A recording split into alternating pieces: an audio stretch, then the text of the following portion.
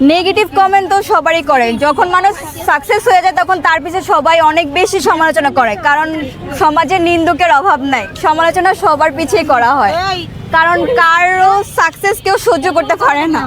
একজন শিক্ষিত মেয়ে হয়ে রাস্তায় দাঁড়িয়ে বসে কেক বিক্রি করছেন, এই বিষয়ে আপনি কিভাবে দেখছেন? জোর করে খাচ্ছেন নাকি? কেমন লাগলো আপু? মজা অনেক। মজা অনেক। পুরোটা খেতে হবে কিন্তু আপু। সবারই এরকম উদ্যোক্তা হওয়া উচিত, বাসায় শুধু শুধু বসে থেকে লাভ নাই, পড়াশোনার পাশাপাশি নিজেরও কিছু করা উচিত। তার জন্য আমি এখানে আসছি।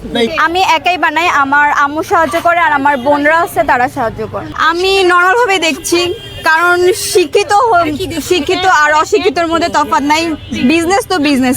কেন আমি খাবো? আমি তো এটা সেল করতে আনছি। না, এটা যদি ভেজাল থাকে আপু? ভেজাল নাই, আপনি ট্রাই করে খেতে পারেন। কেক আর পুডিং একসাথে, যেটা চকলেট কেক উপরে আর নিচে হচ্ছে ক্যারামেল পুডিং, আর এখানে আছে বাটার স্কচ কেক আর এটা হচ্ছে চকলেট। এটার একটা স্লাইস হচ্ছে 100 আর এটাও একটা স্লাইস 100। আজকে আমি এগুলো 50টার মতো নিয়ে আসছি, সেল হয়ে গেছে। আর কেক